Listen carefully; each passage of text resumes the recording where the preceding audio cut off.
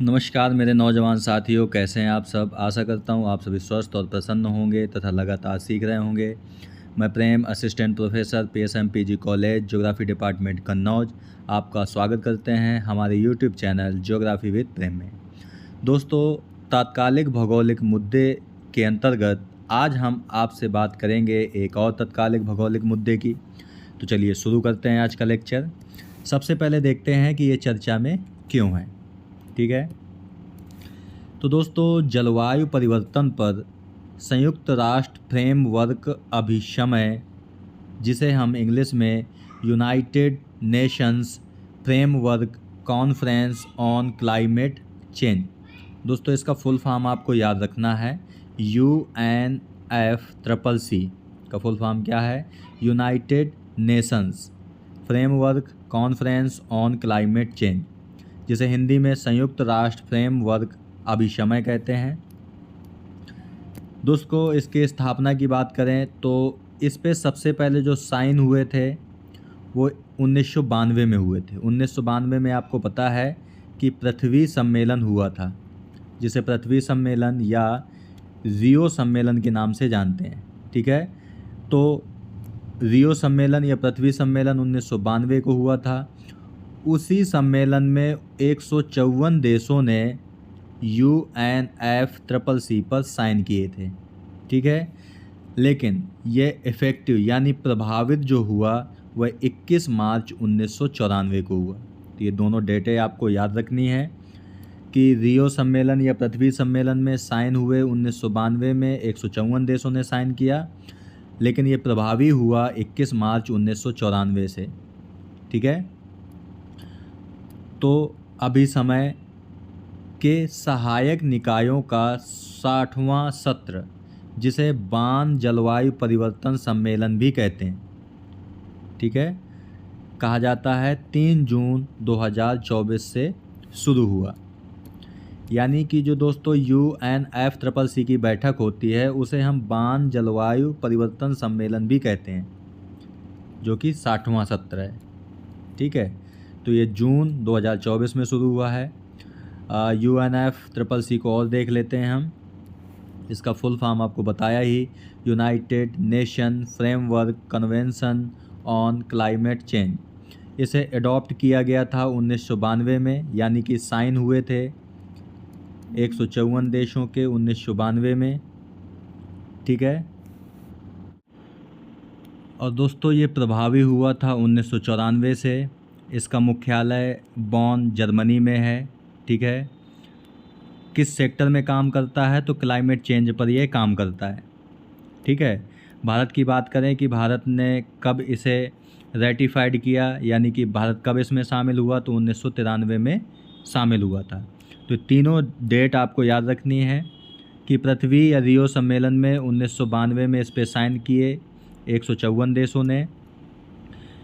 194 में प्रभावी हुआ, लेकिन भारत 1993 में यह शामिल हो गया था। और इस समय इसके जो साइन करने वाले देश हैं, यानी इसके जो सदस्य देश हैं, वो 198 हैं। ठीक है, आगे देखते हैं। बता दें दोस्तों कि 198 देशों के प्रतिनिधि बाकू अजरबैजान में होने वाले संयुक्त राष्ट्र जलवायु परिवर्तन सम्मेलन से पहले चर्चा के लिए जर्मनी के बॉन में एकत्रित हो रहे हैं। ठीक है दोस्तों, UNFCCC की जो बैठकें होती हैं, UNFCCC की जो बैठकें होती हैं प्रत्येक वर्ष, उन्हें हम कॉप के नाम से जानते हैं। ठीक है, कॉप का फुल फॉर्म होता है कॉन्फ्रेंस ऑफ प्रॉपर्टीज। तो इसकी बैठकें होती हैं। तो इस साल जो कॉप की बैठकें होंगी वो कहाँ पर होंगी, यानी कि UNFCCC की बैठक होगी वो कहाँ पे? बाकू अजरबैजान में होगी। दोस्तों, अजरबैजान पश्चिमी एशिया का देश है। और दोस्तों, पश्चिमी एशिया के बारे में हमने मैपिंग के अंतर्गत आपको पढ़ाया है।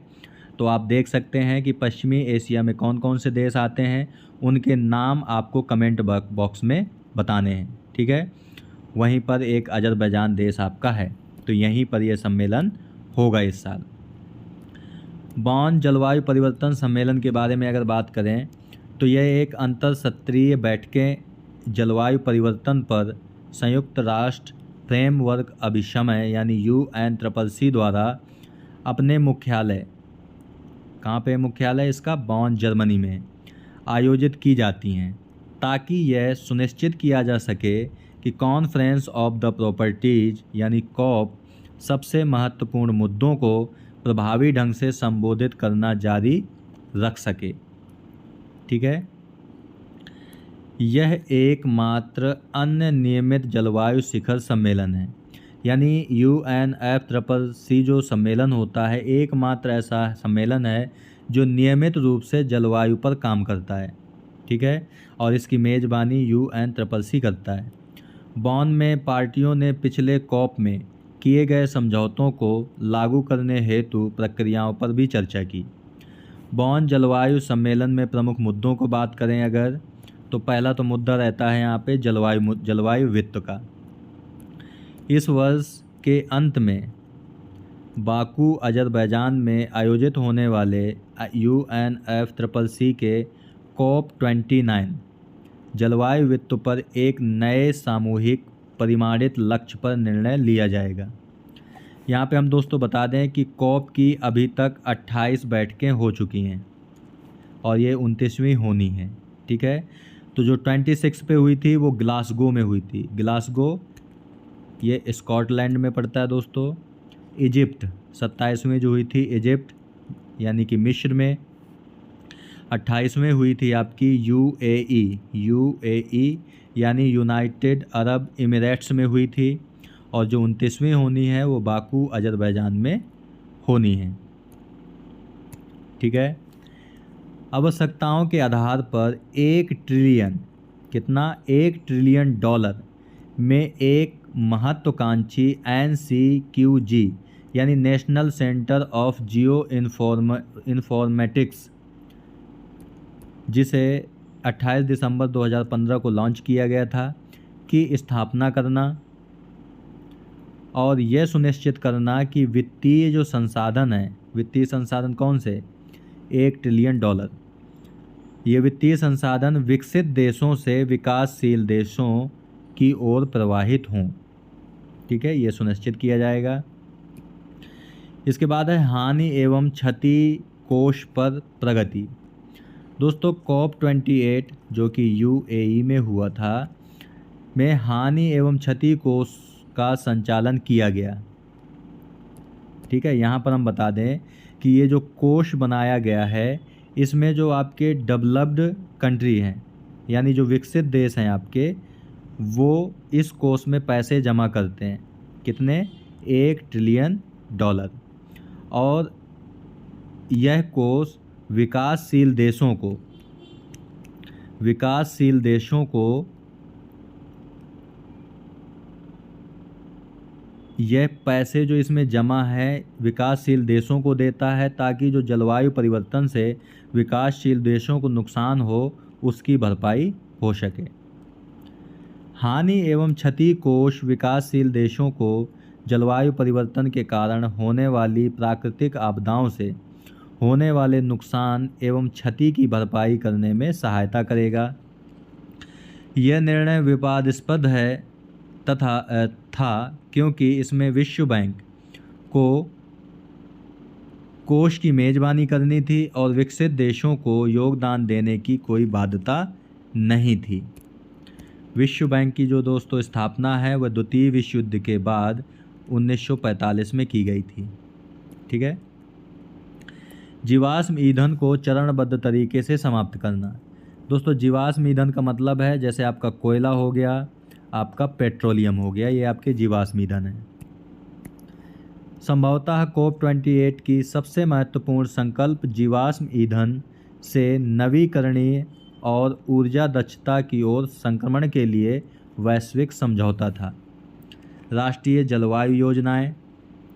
देशों को अगले वर्ष की शुरुआत में अपने राष्ट्रीय स्तर पर निर्धारित योगदान यानी NDC ग्रीन हाउस गैस उत्सर्जन को कम करने के लिए उनकी प्रतिबद्धताएं प्रस्तुत करनी है।